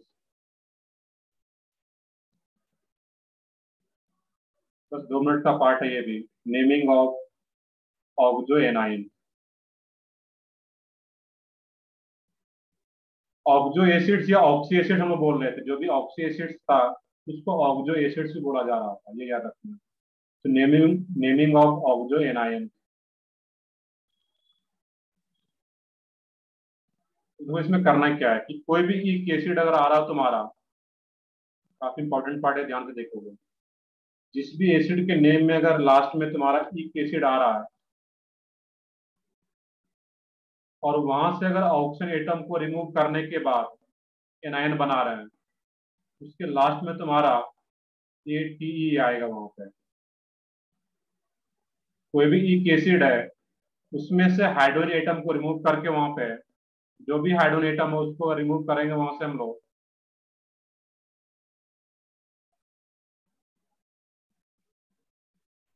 तो हाइड्रोजन एटम को रिमूव करेंगे वहां से। -H का मतलब क्या कि हाइड्रोजन एटम को रिमूव करके हम लोग एनायन का फॉर्मेशन करते हैं। देखेंगे अभी एग्जांपल में। तो मैं याद ये रखना है कि एक एसिड से अगर एनायन बन रहा है, देन उसमें क्या लगाता हम लोग लास्ट में ATE, और किसी अस एसिड में से हाइड्रोजन को रिमूव करने के बाद कोई एनायन बन रहा है, तो उसमें हम लोग क्या लगाएंगे, IT। ये चीजें तुम्हें याद रखना है यहाँ पे, ये काफी इंपॉर्टेंट पार्ट है कि किसी एक एसिड में से अगर एनायन बन रहा है हाइड्रोजन को रिमूव करने के बाद तो ATE, और किसी ऐसे एसिड से अगर हाइड्रोजन को रिमूव करने के बाद बन रहा है एनायन, तो उसमें क्या लगाएंगे उसके नेम में, IT। देखते हैं एग्जाम्पल अभी लोग यहाँ पर। सर एक हाइड्रोजन या जितने जितने भी हाइड्रोजन है सबको हटा देंगे वहां पर, जितना भी हाइड्रोजन होगा सबको हटाएंगे वहां पर। या किसी कंडीशन में अगर एक भी हटाना पड़े वहां पे, तो फिर उसमें भी हम लोग ये चीजें यूज कर पाएंगे। मैक्सिमम केस में तो सारे हाइड्रोजन को रिमूव करते हैं, बट कुछ केस में अगर एक हाइड्रोजन भी हटाना पड़े तो उसमें भी ये चीजें हम लोग अप्लाई कर पाएंगे। देखते हैं अभी हम लोग। देखिए H2SO4 आ रहा है तुम्हारा। अब H2SO4 का नेम क्या आ रहा था तुम्हारा इसमें? Sulphuric acid. ये तो सबको पता ही बेसिक नेम है। अब इसमें देखोगे हम लोग पीओसी में कुछ चीजें पढ़े थे। तो पीओसी में एक पॉइंट जो H2SO4 है, अगर इसके स्ट्रक्चर की बात करूं मैं, क्योंकि वैसे बॉन्डिंग में आएगा S डबल बॉन्ड OH। अब यहाँ पे देखना कि जो दो हाइड्रोजन एटम आ रहा है वो किससे कनेक्टेड आ रहा है? ऑक्सीजन से। और जो भी अगर हाइड्रोजन एटम ऑक्सीजन से कनेक्टेड अगर आ रहा है तो कैसा हाइड्रोजन होगा? एसिडिक हाइड्रोजन होता है, जो कि वो पीओसी में कुछ पढ़े थे। यहाँ पे बस इतना याद रखना है कि जो मैंने हाइड्रोजन को यहाँ पे माइनस लिखा हुआ है, तो वही हाइड्रोजन एटम यहाँ से रिप्लेस हो पाता है, वही रिमूव कर पाते हैं जो कि ऑक्सीजन एटम से कनेक्टेड होगा। इतना याद रखना है तुम्हें। ये हाइड्रोजन एटम कौन सा रिमूव हो पाएगा? जो हाइड्रोजन की ऑक्सीजन से कनेक्टेड होता है। अगर स्ट्रक्चर नहीं पता यहाँ पे तो पता नहीं चल पाएगा, बट यहाँ पे देखना कि जितना भी हाइड्रोजन एटम है वो सबको हम लोग रिमूव कर देंगे यहाँ पर। अब जैसे जो लोग J2 के हो उनको पता होगा कि ऑक्सीजन और हाइड्रोजन का इलेक्ट्रोनेगेटिविटी का वैल्यू क्या होता है। बताओ कोई एक, ऑक्सीजन का इलेक्ट्रोनेगेटिविटी का वैल्यू। -2। नहीं, इलेक्ट्रोनेगेटिविटी की वैल्यू की बात कर रहे हैं। J2 के लोग बता रहे हैं, J3 कभी पढ़े नहीं हो। 2.1। नहीं, ऑक्सीजन की बात कर रहे हैं पहले। 3.5। 3.5। देखो पेज पलटो, दो चार पेज पलटो पीछे, पता चल जाएगा इलेक्ट्रोनेगेटिविटी में। तो क्या है? 3.5। और हाइड्रोजन का क्या था? 2.1। 2.1। इसमें जब ऑक्सीजन हाइड्रोजन बॉन्ड यहाँ से रिमूव होता है तो जिसका इलेक्ट्रोनेगेटिविटी का वैल्यू ज्यादा होता है उस पर नेगेटिव चार्ज होता है, और जिसका इलेक्ट्रॉन वैल्यू कम हो उस पर पॉजिटिव चार्ज। या फिर सिंपली याद इतना रखो, जो लोग नहीं भी पढ़े इलेक्ट्रोनेगेटिविटी, बस इतना याद रखना है कि जो ऑक्सीजन हाइड्रोजन बॉन्ड ब्रेक होता है ये एसिड है, और जो भी एसिड होता है तो जब डिजोल्व करोगे इसको वाटर में तो यहाँ से H+ रिलीज होता है। इतना तो पता होगा, 10th में भी पढ़े हो गए कि कोई भी एसिड है वहां से उसको वाटर में डिजोल्व कर दो तो किस फॉर्म में ब्रेक हो जाता है? वहां पे H+ के फॉर्म में। और जब ये H+ के फॉर्म में ब्रेक हो जा रहा है, मान लो कि यहाँ पे तुम्हारा HOH वाटर है। अब यहाँ पे ये हाइड्रोजन किससे कनेक्टेड है? ऑक्सीजन से। इसमें एक इलेक्ट्रॉन हाइड्रोजन का रहा, ऑक्सीजन का रहा होगा, और एक इलेक्ट्रॉन हाइड्रोजन का रहा होगा, तभी ये शेयरिंग से कोवेलेंट बॉन्ड बना होगा। और जब ये H+ के फॉर्म में यहाँ से बाहर चला जाएगा, H+ के पास कितना इलेक्ट्रॉन? 2। H+ के पास नंबर ऑफ इलेक्ट्रॉन 0। 0। प्लस का मतलब क्या? एक इलेक्ट्रॉन था वो भी बाहर चला गया। H+ के पास कितना इलेक्ट्रॉन है? 0। प्रोटॉन कितना है H+ के पास? 1। 1। ये तुम्हारा 0 क्या आ गया? तुम्हारा इलेक्ट्रॉन। प्रोटॉन कितना है तुम्हारा? 1। और न्यूट्रॉन कितना है H+ के पास? 0। 0। न्यूट्रॉन भी 0। ये फंडामेंटल पार्ट है, एटॉमिक में पढ़े हो गए। तो इलेक्ट्रॉन 0, प्रोटॉन 1 और न्यूट्रॉन भी 0। तो H+ के पास सिर्फ एक प्रोटॉन है यहाँ पे। दैट मीन्स H+ को प्रोटॉन भी बोला जाता है, ये भी याद रखना है। क्लियर है? H+ का नेम, H+ को क्या बोलोगे? प्रोटॉन। तो उसके पास सिर्फ एक प्रोटॉन ही रह जाता है। चलो ये तो अलग पार्ट हो गया। अब तुम्हें यहाँ पे ये याद रखना कि H+ के पास एक भी इलेक्ट्रॉन नहीं है। दैट मीन्स इस बॉन्ड में जो एक इलेक्ट्रॉन हाइड्रोजन का था यहाँ पे, तो वो भी इलेक्ट्रॉन जो हाइड्रोजन का था यहाँ पे वो H+ के फॉर्म में अगर बाहर जा रहा है, दैट मीन्स ये इलेक्ट्रॉन ऑक्सीजन के पास छोड़ करके बाहर जा रहा है। तो ये हाइड्रोजन का भी एक इलेक्ट्रॉन ऑक्सीजन पे आ गया यहाँ पे। और जब हाइड्रोजन का भी एक इलेक्ट्रॉन ऑक्सीजन के पास आ जाता है यहाँ पे है, तो किसी भी एटम के पास अगर एक इलेक्ट्रॉन एक्स्ट्रा आ जाता है उस पर कौन सा चार्ज डेवलप होता है? नेगेटिव। Negative charge. यहाँ पे क्या रहेगा? Negative charge. ये अब क्या बन गया? OH- और H+। वैसे भी पढ़ते हो कि वाटर जो आ रहा है जब उसको ब्रेक करते हो वहां पे वाटर, तो कैसे ब्रेक होता है? H+ और OH-। ये पहले से भी पता होना चाहिए, नहीं है तो यहाँ पे याद रखना है। यहाँ पे बस सिंपल सा लॉजिक ये है कि कोई भी हाइड्रोजन अगर ऑक्सीजन से कनेक्टेड है वहां पर जब इस हाइड्रोजन को रिमूव करते हैं तो किस फॉर्म में बाहर जाता है? H प्लस के फॉर्म में। और जब ये H प्लस के फॉर्म में बाहर जाता है तो जिस ऑप्शन से वो हाइड्रोजन कनेक्टेड होता है उसी ऑप्शन पे नेगेटिव चार्ज आ जाता है यहाँ पे। बस इतना है याद रखना है।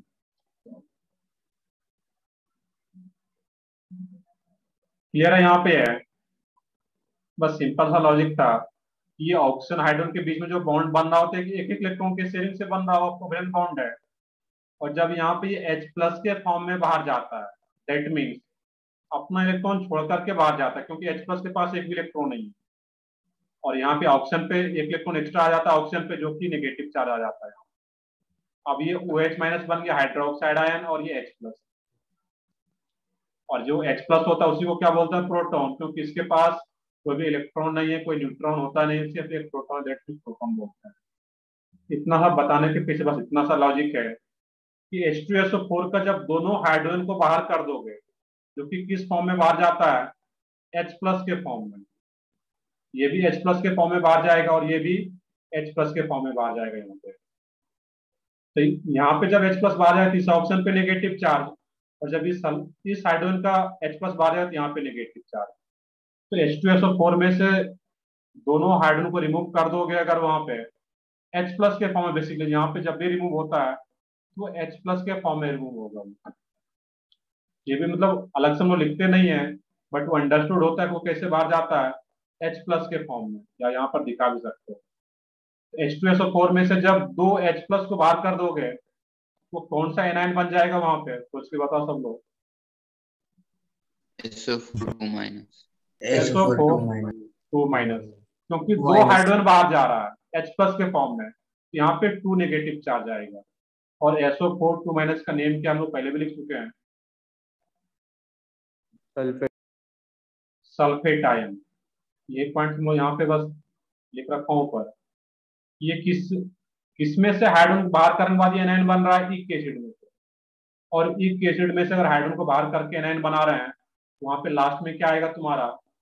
AT। 80 क्लियर है? एक एग्जांपल मैं और ले रहा हूँ यहाँ पे, सिंपल सा ही। H2SO3, इसका नेम क्या है यहाँ पे? SO3 2 माइनस देखते हैं वो आगे आएगा अभी। H2SO3 का नेम क्या है? Sulphurous acid. Sulphurous acid.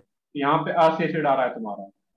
और इसमें से भी दोनों हाइड्रोजन को बाहर करने के बाद, जो कि H प्लस के फॉर्म में बाहर जाता है, ये याद रखना। अब जब दोनों हाइड्रोजन को बाहर कर दोगे तो इस पे कौन सा चार्ज आ जाएगा? SO3 2 minus. तो जितना हाइड्रोजन तुम्हारा बाहर जाएगा उतना ही उस पे नेगेटिव चार्ज आएगा, क्योंकि उतना ही H प्लस के फॉर्म में तो बाहर जा रहा है। और हम लोग पहले लिख चुके थे। हाँ बताओ। सल्फाइड नहीं, SO3 2 माइनस ये सल्फ्यूरस एसिड से बन रहा है। हम लोग पहले भी एनायन की लिस्ट में लिखे हुए थे, जाकर के देखो वहां पे। इसका नेम क्या आ जाएगा तुम्हारा? सल्फाइड। चलो सल्फाइड बोलो तो सही है। सल्फाइड अलग होता है, अगर सल्फाइड बोलो तो फिर करेक्ट है वो। Sulphide ion. यहाँ पे अस एसिड में से हाइड्रोजन को बाहर करने के बाद ये एनायन बन रहा है, तो वहां पे लास्ट में क्या लगा रहे हैं हम लोग? IT। क्लियर है? यहाँ पे है। और भी मैं एग्जांपल लेता हूँ इसी का। कोई भी एसिड आ रहा है इस टाइप से, और मान लो तुम्हारा आ रहा है इसमें HNO3। इसका नेम क्या है? Nitric acid. अब इसमें एक ही हाइड्रोजन है और यहाँ भी एक हाइड्रोजन को बाहर कर दो in the form of H plus. अब यहाँ पे कौन सा एनायन बन जाएगा? ये NO3 माइनस NO3 माइनस। और इस एनायन का नेम क्या आ जाएगा यहाँ पे? फिर से सोचो। नाइट्रेट नाइट्रेट नहीं, आयन। इक एसिड से बन रहा है तो नाइट्रेट, KT आएगा यहाँ पे, नाइट्रेट आयन। और पहले भी वो एनायन की लिस्ट में लिखे हुए थे NO3 माइनस। वहां पर भी जाकर के दो पेज पलट करके देखो एनायन की लिस्ट में, NO3 माइनस का नेम क्या रहा था? Nitrate ion. चलो यहाँ तक कॉपी करो, कुछ और एग्जांपल देखते हैं हम लोग इसी में से ऑक्सो एनायंस का ही।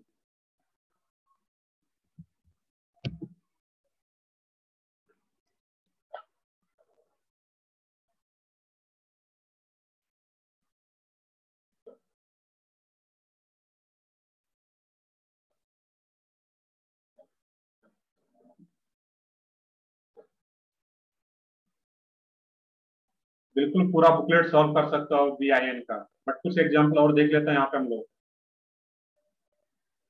आज के लेक्चर के बाद पूरा बुकलेट सॉल्व कर सकते हो BIN का।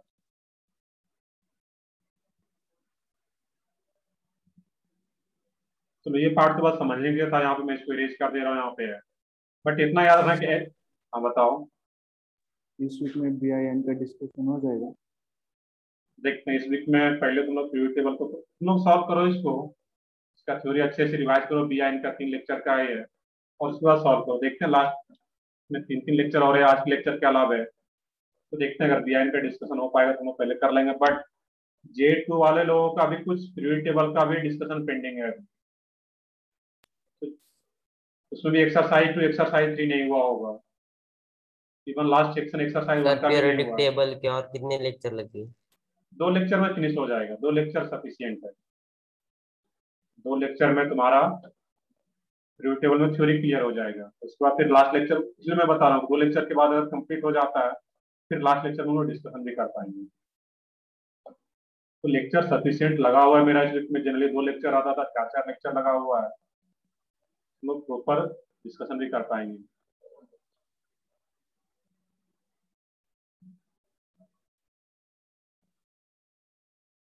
देखते हैं यहाँ पे वैसा अभी कुछ ऑफिशियल में जब ऑफलाइन लेक्चर होगा उसमें बताया जाता, बट ऐसा कुछ मैसेज ग्रुप पे नहीं आया है। लेकिन अभी भी कंप्लीट ऑफलाइन तो नहीं हो रहा है तुम्हारा अभी।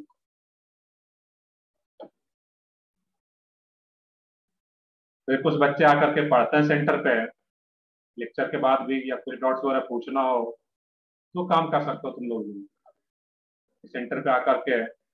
मैं भी रहता हूँ वहाँ पे और बाकी सर भी रहते हैं वहाँ पे। लेक्चर के बाद अगर लगता है कि नहीं सेंटर पे जाके कुछ पढ़ना है, कोई डॉट्स पूछना है तो कर सकते हो अभी। तो ठीक है, मैं कुछ और एग्जांपल में लेता हूँ यहाँ पर, इस पार्ट को रीच कर दे रहा हूँ अभी।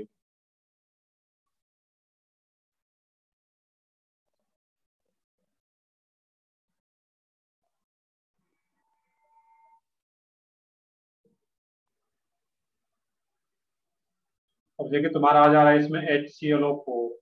इस कंपाउंड्स का नेम क्या है, इस एसिड्स का नेम क्या है, कौन बताओगे? सोचो इसमें कुछ। नहीं, फ्लोरिक एसिड। नहीं, मैंने जस्ट अभी बताया था, पर प्रीफिक्स में जाकर के देखो, यहाँ पे 4 ऑप्शन आ गया। Fluorous acid. नहीं, परक्लोरस एसिड। नहीं, और perfluoric acid. Fluoric acid. Chloric acid. देखो यहाँ पे एक याद रखना ये है, इसको नोट नहीं करो, बस देख लोगे इसमें कि HClO3, HClO2, HClO। तो जब HCl4 ऑक्सीजन एटम हो तो इसमें हम लोग नेम क्या बोलेंगे, पर क्लोरिक एसिड। एक ऑप्शन कम आ गया क्लोरिक एसिड, एक ऑप्शन और कम हो गया क्लोरस एसिड, और एक ऑप्शन और कम हो गया तो हाइपोक्लोरस एसिड। क्लियर है? इस टाइप से ध्यान रखना है। HClO4 perchloric acid, HClO3 chloric acid, HClO2 chlorous acid और HClO हाइपोक्लोरस एसिड, जो तुम लोग पीछे पढ़ चुके हैं। यहाँ तुम लोग मेनली HClO4 की बात करें या जो भी रहे यहाँ पे। अब HClO4 में से हाइड्रोजन को बाहर कर दोगे, इससे जो एनायन बनेगा तुम्हारा ClO4 माइनस, इसका नेम क्या आ जाता है ClO4 माइनस का? Perchlorate ion. बिल्कुल करेक्ट है, वो क्या रहेगा, पर क्लोरेट आयन। तो पर क्लोरिक एसिड लास्ट में क्या था, इक एसिड, उसमें से आ रहा है तुम्हारा, ये क्या आ जाता है तुम्हारा, पर क्लोरेट आयन। अब HClO3, चलो मैंने लिख लिया तो इसका भी एग्जांपल ले लेता हूँ। इसमें से अगर हाइड्रोजन को बाहर कर दिया जाए, ये क्या बन जाएगा तुम्हारा ClO3 माइनस, इसका नेम क्या आ जाएगा, क्लोरेट आयन। बिल्कुल सही है, क्योंकि ये क्लोरिक एसिड इक एसिड से बन रहा है, दैट मीन्स ये chlorate ion.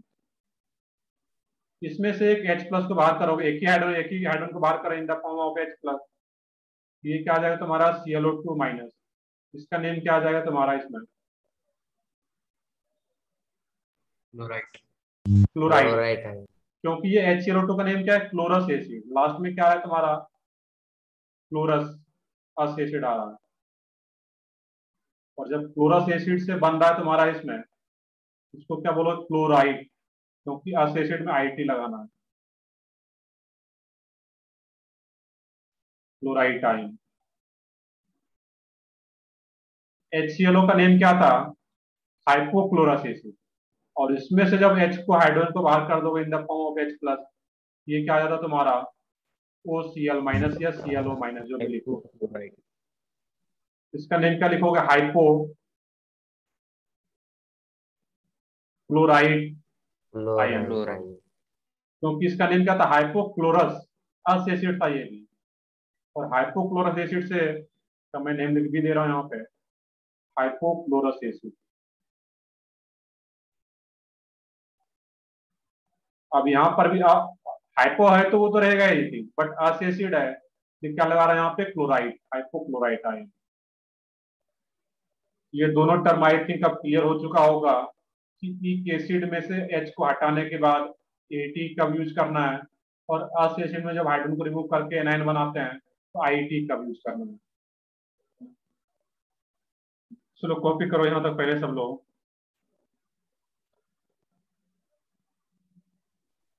Sir B ion अभी कितना बाकी है? बस 2 मिनट में खत्म हो जाएगा ये। आज के लेक्चर के बाद कहीं भी आयन नहीं रहेगा, बस 2 मिनट देखने में। तो इसी में एक दो एग्जाम्पल और देखेंगे, नया कोई टॉपिक नहीं है इसमें। नेमिंग ऑफ ऑक्सीजन एंड नहीं, एक दो एग्जाम्पल बस देखना है।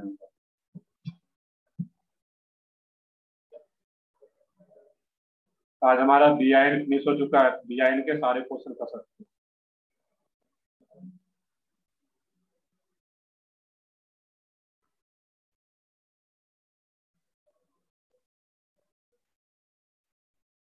एक ही छोटा सा मतलब चैप्टर था ये, तो बुकलेट भी देख लो, स्मॉल सा बुकलेट है इसका। और हम लोग पीरियोडिक टेबल को 2 लेक्चर में फिनिश कर लेंगे थ्योरी, देन फिर हम लोग क्वेश्चन सॉल्व करके इसको फिनिश कर लेंगे अच्छे से इस पार्ट को। देन फिर हम लोग केमिकल बॉन्डिंग स्टार्ट करें तो प्रॉपर से चलता रहेगा, जो कि नेक्स्ट वीक से चांसेस है हम लोग नेक्स्ट वीक से केमिकल बॉन्डिंग स्टार्ट कर पाएंगे, क्योंकि अभी 3 लेक्चर और है इस वीक में। तो मैं कुछ पार्ट को यहीं पे इरेज करता हूँ, ऊपर का तो नोट कर चुके हो इस पार्ट को। बस एक दो एग्जांपल और 2 मिनट देख लो इसमें।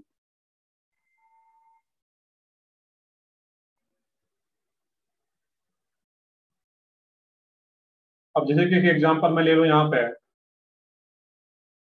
H2H2O7, इसका नेम क्या है इस एसिड्स का?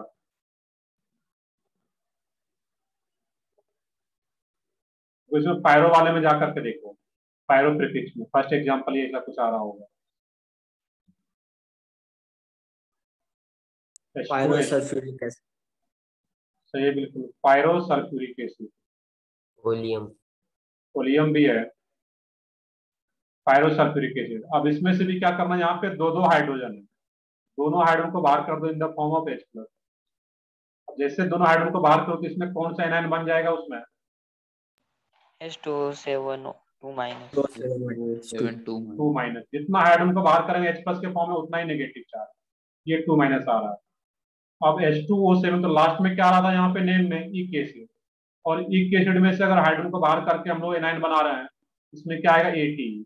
इसका नेम क्या जाता है? पायरोसल्फेट आयन। Pyrosulfate. Pyrosulfate ion.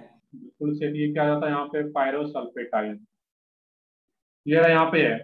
अब देखो यहाँ पे क्या होता है, H2O7 2 माइनस, ये एनायन में तो 2 माइनस आ रहा है तुम्हारा, बट अब एक ऐसा कंपाउंड अगर बनाया जाए यहाँ पे कि Na सोडियम ले लिया जाए, Na प्लस, सोडियम पे चार्ज क्या होता है? Na plus. एक केटाइन ले लिया जाए और एक एनाइन ले लिया जाए, ये वाला यहाँ पे H2O7 2 माइनस, और इसी से एक आयनिक कंपाउंड को कंस्ट्रक्ट किया जाए। लेट मी सी 2 माइनस इधर आ जाएगा और ये तुम्हारा +1 इधर आ जाएगा। इस क्रॉस मेथड जो हम लोग करते हैं, ये क्या आ जाए तुम्हारा फार्मूला इसमें Na2H2O7। अब इस कंपाउंड्स का नेम बताना है तुम्हें। इस कंपाउंड्स के नेम की बात करें, ये एक आयनिक कंपाउंड है और ये तुम्हारा एनाइन आ गया पायरोसल्फेट, और ये तुम्हारा क्या है? सोडियम। इसका नेम क्या आ जाएगा यहाँ पे? सब लोग बताओ। Pyrosulfate. Sodium pyrosulfate. Sodium pyro correct है, सोडियम पायरोसल्फेट। सोचना यहाँ पे कैसे मैं रिलेट कर रहा हूँ यहाँ पे, सोडियम पायरोसल्फेट। तो कहीं भी अगर फार्मूला है Na2H2O7, तो सोचना है कि Na तो क्या आ गया तुम्हारा? केटाइनिक पार्ट है। एनायनिक पार्ट क्या होगा यहाँ पे H2O7 2 माइनस, और ये H2O7 2 माइनस कैसे फॉर्म हो रहा होगा, वो पायरोसल्फ्यूरिक का जब दोनों H हटा होगा तो फिर ये 2 माइनस आया होगा। तो फिर इस तरीके से सोचना है यहाँ पर। बस एक एग्जाम्पल और कर लेना यहाँ पर। ये पॉइंट क्लियर है यहाँ पे, कैसे मैं रिलेट करके बता रहा हूँ यहाँ पे। तो पहले ये पायरोसल्फेट आयन पता होना चाहिए, Yes, और sir. उसके बाद फिर ये हम लोग यहाँ पे सोच पा रहे हैं। तो ठीक है, बस एक लास्ट एग्जांपल और।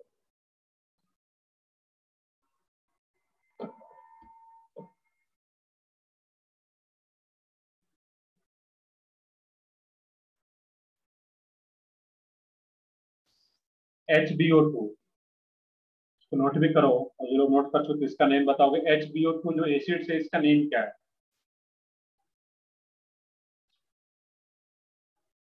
अब ये मेटा प्रीफिक्स वाले में जाकर के देखो, ऐसा कुछ आ रहा होगा वहां। मेटाबोरिक एसिड, या फिर इसको सोचना कैसे शुरू, मान लो कि HbO2 नहीं पता, बट जो मेन ऑक्सी एसिड था तुम्हारा H3BO3, H3BO3 का नेम क्या था? Boric acid. और बोरिक एसिड में से वाटर मॉलिक्यूल को बाहर करने के बाद ये आ रहा है तुम्हारा HbO2। दैट मींस इसका नेम क्या है? मेटाबोरिक एसिड। मेटाबोरिक एसिड। अब इसमें से H प्लस को बाहर कर दो, और जैसे H प्लस को बाहर करो इस एसिड में से, जो एनायन बनेगा तो वो क्या रहेगा तुम्हारा? BO2 minus. माइनस। ये क्या गया तुम्हारा? BO2 minus. क्लियर है? यहाँ पे BO2 नेगेटिव चार्ज आ रहा है। अब कोई कंपाउंड तुम्हें ऐसा इस टाइप से दिया रहे, CO BO2 ट्वाइस, इस टाइप से आ रहा हो। ये CO क्या आ रहा है तुम्हारा? कोबाल्ट। ये कोई आयनिक कंपाउंड है। अब इसमें इसका नेम बताना है तुम्हें। यहाँ पे देखना है कि सर BO2 पे तो माइनस चार्ज है, और इसका नेम लिख लोगे पहले, मेटाबोरेट। उसी पैटर्न डाइमेटाबोरिक। नहीं। अब यहाँ पे देखो, आयनिक कंपाउंड और कोवलेंट कंपाउंड में बेसिक डिफरेंस यही तो था।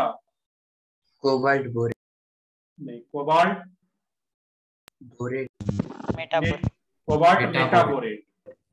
इसमें डाई नहीं आएगा यहाँ पे, क्योंकि आयनिक कंपाउंड है। देखिए MgCl2 बोलते हो तो उसमें सिंपली मैग्नीशियम क्लोराइड बोलते हो। इसी तरह ये भी क्या आएगा कि ये तुम्हारा मेटाबोरेट है एनायन, और ये जो 2 आ रहा होगा यहाँ पे, ये 2 कहां से आ रहा होगा? कोबाल्ट का चार्ज आ होगा CO+2। कोबाल्ट पे क्या चार्ज आ होगा? +2, और ये BO2 माइनस, तभी ये आयनिक कंपाउंड कंस्ट्रक्ट हुआ होगा। और BO2 माइनस का नेम क्या है? मेटाबोरेट। इसका नेम क्या आया था तुम्हारा? Cobalt metaborate. इसको नोट डाउन कर लो, बाकी हम लोग नेक्स्ट क्लास में देखेंगे इसको। एक चीज और, जब तुम मान लो कि ये रिवाइज कर रहे हो, कुछ समझ में नहीं, मतलब किसी पार्ट में दिक्कत है, तो सेंटर पे आकर के पूछ सकते हो वहां पे, सर इस पार्ट मुझे समझने में दिक्कत है। पीरियोडिक टेबल का पार्ट हो, जो लोग J2 पढ़ सको कंप्लीट, या फिर BI में पार्ट हो, या पीछे जो भी पढ़े हुए हम लोग, तो डॉट पूछने के लिए सेंटर पे बस आ सकते हो। उसमें टाइमिंग दिया गया है तुम्हें, किस टाइम में किस टीचर अवेलेबल रहेंगे सेंटर पे, उस टाइम में आ सकते हो। या फिर भी लगता है कि वो टीचर वहां पे है या नहीं है, एक प्रायर मैसेज करके आ सकते हो, सर आप इस दिन हो क्या सेंटर पे।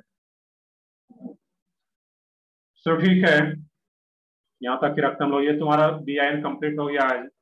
अब तुम पूरा BIN का होमवर्क कर सकते हो, एक्सरसाइज 1, 2, 3।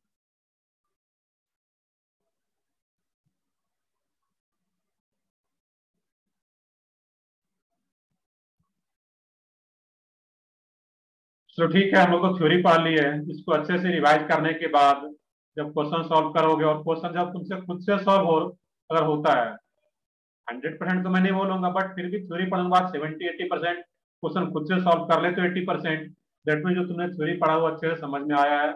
और बाकी जो 15-20% क्वेश्चन रह जाता है तो हम लोग क्लास में डिस्कस करेंगे, जब BIN का मॉडल डिस्कस करेंगे हम लोग।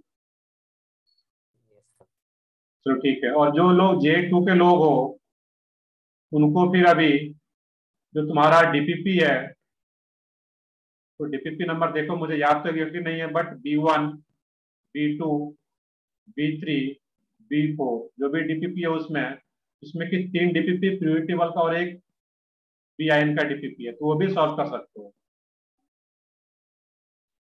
कर क्या सकते हो, करना ही है। जो लोग J2 के लोग, बाकी जो J3 को जब हम लोग पढ़ेंगे 1-2 लेक्चर में, फिर तुम भी सेम सॉल्व कर सकते हो। चलो ठीक है, फिर मैं सेशन एंड कर रहा हूँ यहीं पे आज का। Thank you bye sir. Sir, thank you thank you sir. Sir, bye sir. Okay bye. Thank you, sir. Okay bye bye sir, thank you. Sir thank Bye, sir. Bye.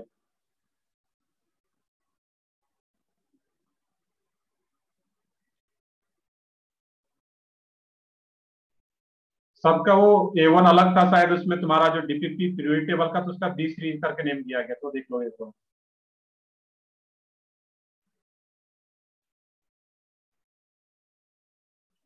तो ठीक है, मैं सेशन एंड कर रहा हूँ यहीं पे।